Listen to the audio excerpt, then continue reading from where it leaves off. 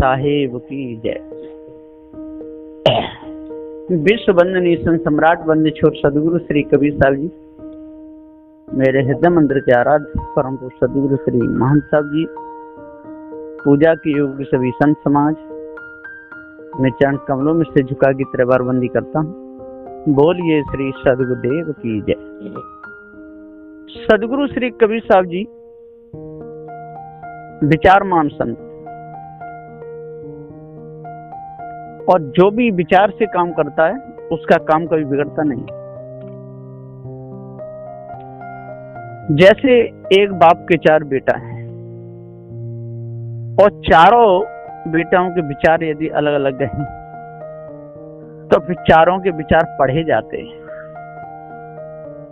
और जो उनमें विचारमान ठहरता है उसको महत्व दिया जाता है। ठीक इसी प्रकार से संतों में भी विचार मिलाए जाते हैं और जिसके विचार सत्य से जुड़े हुए होते हैं तो उसको ही महत्व दिया जाता है। सत्य क्या है? अब किसी ने तो ईश्वर को सत्य मान लिया और किसी ने ब्रह्म को माना। कोई द्वैतवादी था और कोई अद्वैतवादी था। तो द्वैतवादियों ने ईश्वर को सत्य माना और अद्वैतवादियों ने ब्रह्म को सत्य माना। अब इस विचार के ऊपर विचार सदगुरु श्री कबीर साहब जी का चला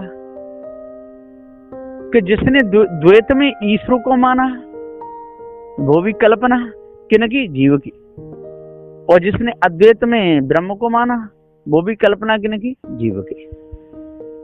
और दोनों ही कल्पना जीव की ठहरी तो अब सत्य क्या ठहरेगा? अब यहां विचार किया जाएगा। तो जो निर्णय से ठहरा है वो माना जाएगा। तो निर्णय से कौन ठहरा? जिसने कल्पना की, कल्पना करने वाला सत्य ठहरता है। किसी की विषय की कल्पना की जाए, कल्पना करने वाला वही सत्य है, कल्पना सारी मिथ्या है। तो ईश्वर की भी कल्पना करने वाला ये चेतन जीव है और ब्रह्म की भी कल्पना करने वाला ये चेतन जीव है और 33 कोटि जो देवी देवता माने इनकी भी स्थापना करने वाला ये चेतन जीव है।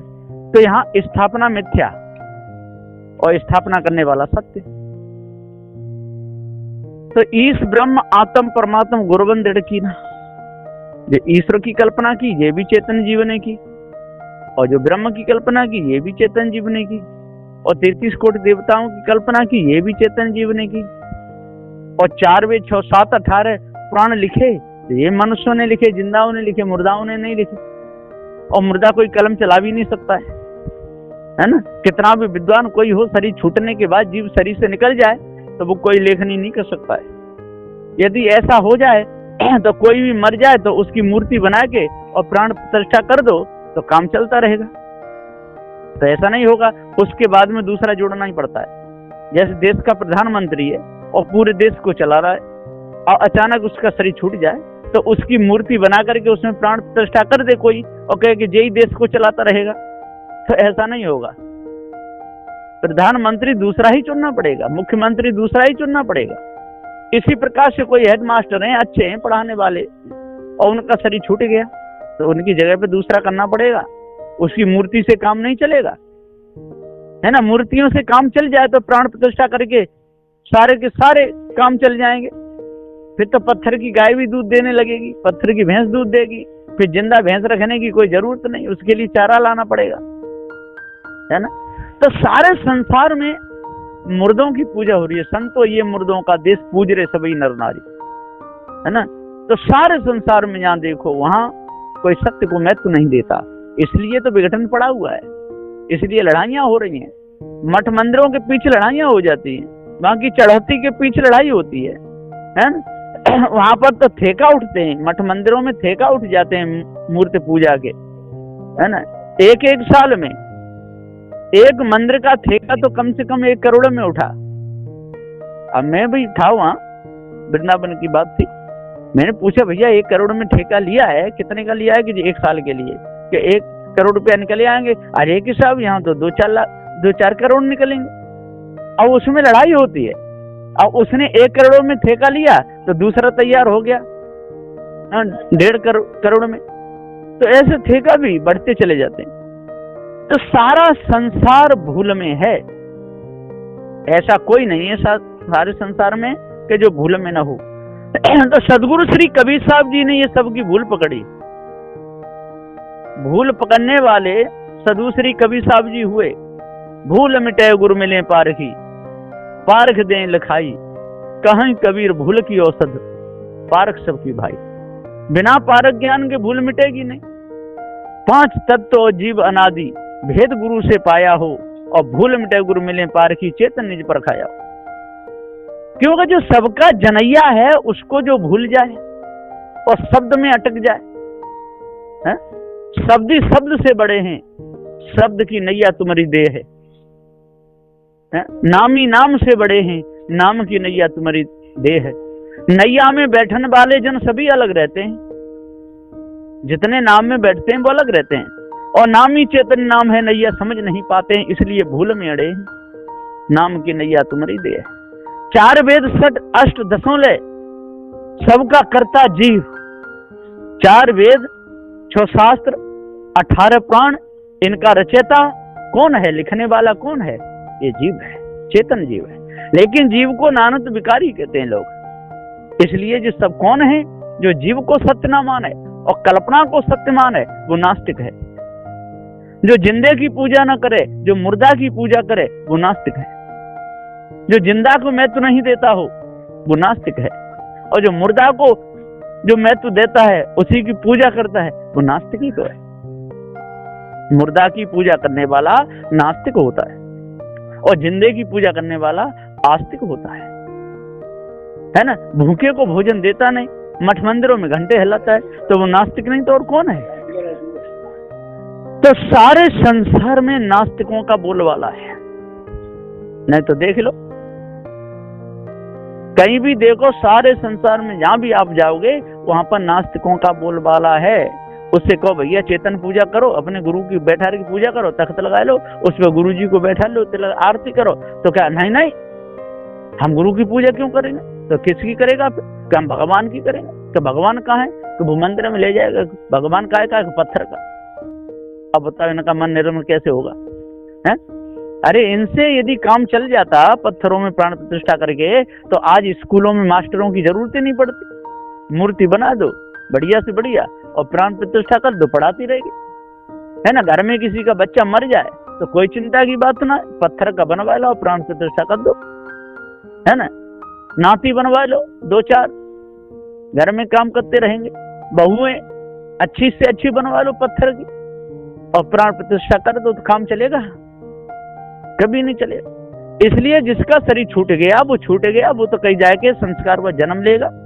उसकी मूर्ति बनवा के प्राण प्रतिष्ठा करा भी लोगे तो उससे काम चलेगा नहीं, मां झंझट बढ़ेगा।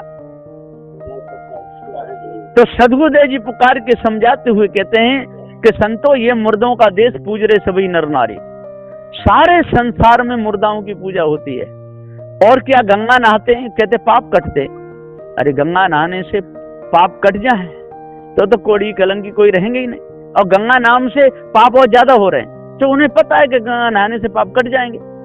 ऐसा भ्रम दिया है मायावी गुरबा लोगों ने संसार में कि आप कितने भी पाप करो और गंगा नहाया हो तो पाप कट जाएंगे। तो फिर पाप करने से कौन पीछे रहेगा? सारे के सारे खूब पाप करेंगे और 1 महीना बाद नहाए आएंगे, सारे पाप कट गए, और फिर करने लगे, है ना। साल भर में नहाया सारे पाप कट जाएंगे। तो सारे संसार में ये भूल है। तो सदगुरु श्री कबीर साहब जी पुकार के समझाते हुए कहते हैं कि संतो ये मुर्दों का देश, पूज रहे सभी नर नारी। सारे संसार में यही भ्रम बढ़ा हुआ है। भ्रम बढ़ाते हो लोक में, भ्रम मंडा सब ठाव, और कहीं कबीर पुकार के तुम बसे हो भ्रम के गांव। सारा संसार भ्रम के गांव में है। लोग नाचते हैं पत्थरों की मूर्तियों के सामने, ऐसे नाचते हैं कि मानो कि जय इन्हें जन्म दिए, जय इनके माता पिता हैं, और अपने माता पिताओं को जाकर के डाल देते हैं अनाथालय में, वृद्धालय में, है ना। माता पिता की बात न पूजे, पत्थर पूजन जाते हैं, और ईश ब्रह्म आत्म परमात्मा उसी के गुण गाते हैं। सत्य की खोज कर नहीं पाए, है ना, और मुर्दे सत्य बताते हैं, और ईश ब्रह्म आत्म परमात्मा झूठा जाल बिछाते हैं। सारे संसार में झूठा जाल बिछा है। सदगुरु कबीर साहब के सत्य ज्ञान को वीर पुरुष अपनाते हैं, तज जात वर्ण मानंदी जड़ धोखे में ना भरमाते। सदगुरु श्री कबीर साहब जी का जो विचार है बहुत सुंदर है, निर्मल है। सदगुरु श्री कबीर साहब का जो ग्रंथ है वो बीजक है। जो सदग्रंथ बीजक को गुरुमुख से जो पढ़ता है तो उसका सारा फंदा कट जाता है ना।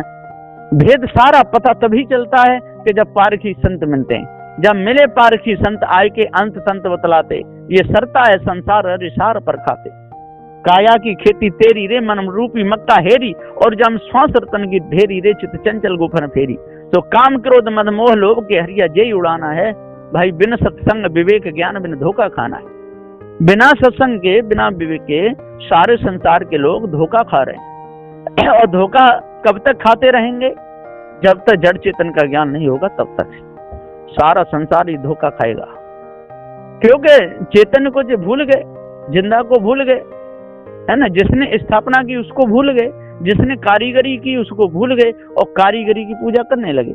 सारे संसार में जो पूजा हो रही है, आरती हो रही है, ये काहे की हो रही है? जो मनुष्य की हुई कारीगरी है उसकी लोग पूजा करते हैं, और जिसने कारीगरी की उसको भूल जाते हैं। कारीगर को भूल गए और कारीगरी की पूजा करने लगे। अब जैसे किसी ने झाड़ू लगाने के लिए झाड़ू बना लिया और लाठी लगा ली, अब कहे कि हे झाड़ू हे लाठी तू नहीं होती तो झाड़ू कैसे उसकी पूजा करने लगे हैं। तो अब बताइए वो बोधमान ज्ञानवान माना जाएगा? हाँ, उससे काम लो, कोई भी चीज है उससे काम ले लो। आपके पास कुल्हाड़ी है, लकड़ी फाल लो। अब कोई कुल्हाड़ी पूजने के लिए थोड़ी है, और कुल्हाड़ी की पूजा करने लगो, आरती करने लगो, वंदना करने लगो, है ना। तो ये अज्ञानता है। आपके पास आरा है, लकड़ी काट लो। आपके पास कुल्हाड़ी है, लकड़ी को फाड़ लो। आपके पास कैंची है तो कपड़े को काट लो, काम ले लो। अब वो औजारों की यदि कारीगरी पूजा करने लगे कारीगर, तो कितना बड़ा बुद्धिमान माना जाएगा। जैसे किसी ने गाड़ी बनाई और बढ़िया गाड़ी बन गई और ड्राइवर भी चलाने लगा, और फिर उसकी आरती करे, पूजा करे, वंदना करे, घी दूध चढ़ावे, तो अब वो बुद्धिमान कैसे माना जाएगा? वो है नहीं। हाँ, जिन्होंने जन्म दिया, माता पिता है, उनकी आरती वंदना करो, उनकी सेवा करो, चलेगा। संत गुरुजन उपदेश देते हैं, सत्य का पाठ पढ़ाते हैं, उनकी पूजा करो। पर सारे संसार में देखने में आता है तो कारीगर की पूजा कोई नहीं करता, सारे के सारे कारीगरी की पूजा करते हैं। तो सदगुरुदेव जी पुकार के समझाते हुए कहते हैं कि भाइयों ज्ञानियों, आज यदि अपने आप को आप जान लोगे और भ्रम को अपने अंदर से निकालोगे तो काम सही चलेगा। और यदि भ्रम आपने अपने अंदर से नहीं निकाला और भ्रम को होकर के ही मरे तो समझ लो कि आप नास्तिक ही रहोगे, आस्तिक कभी हो नहीं सकते। और जिसने कभी जीवन में चेतन पूजा नहीं की और जड़ पूजा की हो और उसको चेतन पूजा में लगा दिया जाए तो 4 दिनों में भाग जाएगा। जैसे कोई 10-20 मूर्ति हो किसी मंदिर में पत्थर की, और उनकी पूजा में कोई लगा दिया जाए तो उसको तो वहां चढ़ौती भी मिलेगी, और जो भी लड्डू पेड़ा मिलेंगे वो भी खाने के लिए मिलेंगे। और 2-4 साल बाद 2-4 संतों की सेवा में लगा दिया जाए, बढ़िया बढ़िया बड़े बूढ़ों की, इनके कपड़े धो, है ना, सारे काम कर, तो वो 4 दिन नहीं कर पाएगा, क्योंकि उसने चेतन पूजा कभी की नहीं है। पत्थरों की पूजा कर करके उसका अंतःकरण जड़ हो गया, मर गया, बोध विचार उसका नष्ट हो गया, तो वो चेतन पूजा कर पाएगा? रात में 2-4 बार उठ भी नहीं पाएगा। तो सदगुरुदेव जी पुकार के समझाते हुए कहते हैं कि जब तक आप अपने आप को नहीं जानोगे, भ्रम को नहीं त्यागोगे, तब तक जड़मानंदी में मन लगेगा, चेतन पूजा में मन लगेगा ही नहीं। बस मैं यहीं पर अपनी वाणी को विराम देता हूँ। बोलिए श्री सदगुरुदेव की जय।